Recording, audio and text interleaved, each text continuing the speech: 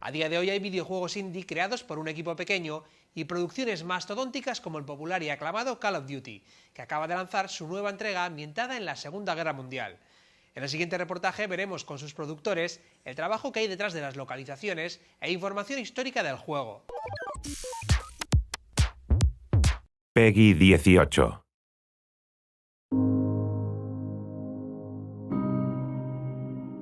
To this day, the world remains scarred by the conflict that we call World War II. The generation that fought and survived the Second World War, some of them are still with us now. And we therefore have a living memory of the Second World War. As that living memory recedes, it's up to a new generation to understand that memory, to understand the experience of fighting the war and surviving the war. Call of Duty World War II is an incredibly personal game. This is a story about a conflict that was really an inflection point in human history. There is this respect and honor you have to pay to not only the people, but to the places. Marty was so important to this project because he gave us details to making the game and getting it right. I've devoted my life to studying the subject of the Second World War. I'm very fortunate in this career to follow the story of individuals that willing to make a sacrifice for the bigger picture. They represented the greatest possible bravery, the greatest possible courage under the worst possible circumstances. This isn't a fictional war, so it's really important that we communicate to the player to have a strong understanding of what happened and what the time was like. Some of the most infamous battles in the history of man happened in World War II. To make sure that we get the feeling and tone and locations right, we have to go there. That was really powerful because you really can't replace firsthand experience.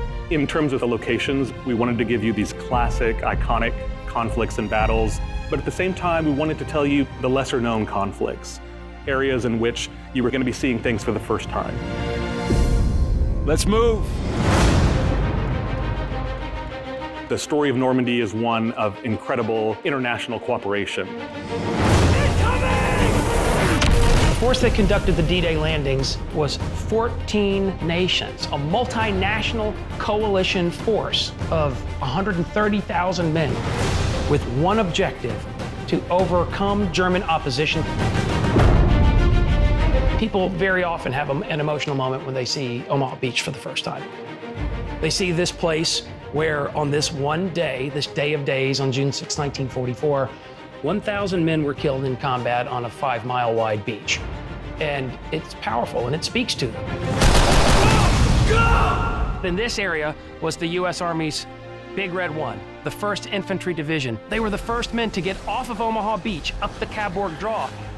They were compelled forward by a spirit of courage and brotherhood. And that same spirit is at the center of the story of Call of Duty World War II. An important part of the emotional arc of the game is Paris. The experience of the French people is especially traumatic. Under German occupation, a very large number of them are deported back to Germany, where they go into a concentration camp system where they're exterminated. But in other cases, they're subject to food rationing and gasoline rationing and a nighttime curfew. This is an incredibly suffocating and stifling experience. But throughout all of it, the resilience of the Parisian people never faltered, never shuddered. We had our U.S. servicemen fighting alongside members of the resistance, civilians. They knew the territory, and they would fight to the death because it was their country. Members of the French resistance took up arms to resist Nazi tyranny. During the course of liberation, 3,200 Nazis were killed in action. And then 1,600 members of the French resistance, some of them were killed in combat on this bridge. Everything we've lost, everything we fought for, will mean something. Tonight, we take back our city. The Ardennes Forest that we recognize as being the centerpiece of the Battle of the Bulge, it extends across Belgium and into parts of northern Luxembourg.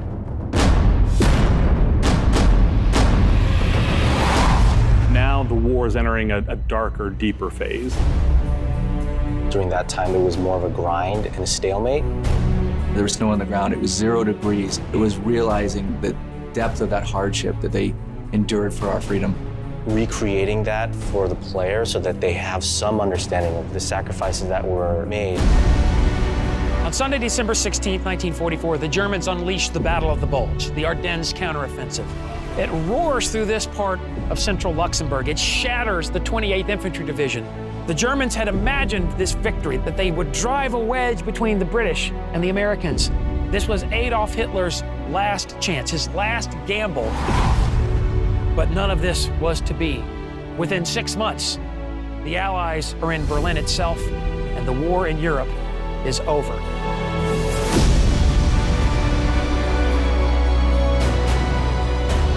The Second World War isn't about you as an individual.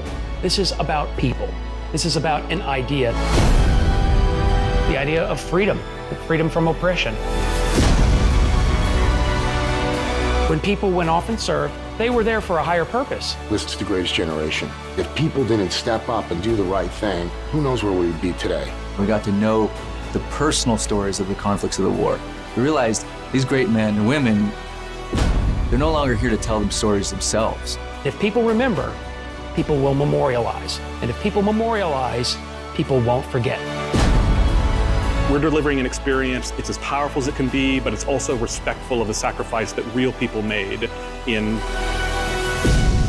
saving the world. Final victory was not something that was delivered by one nation. In Call of Duty World War II, we tell the story of our brothers and sisters who experienced combat in the Second World War and contributed together to deliver a final victory. It's all been leading to this. When history called, you answered.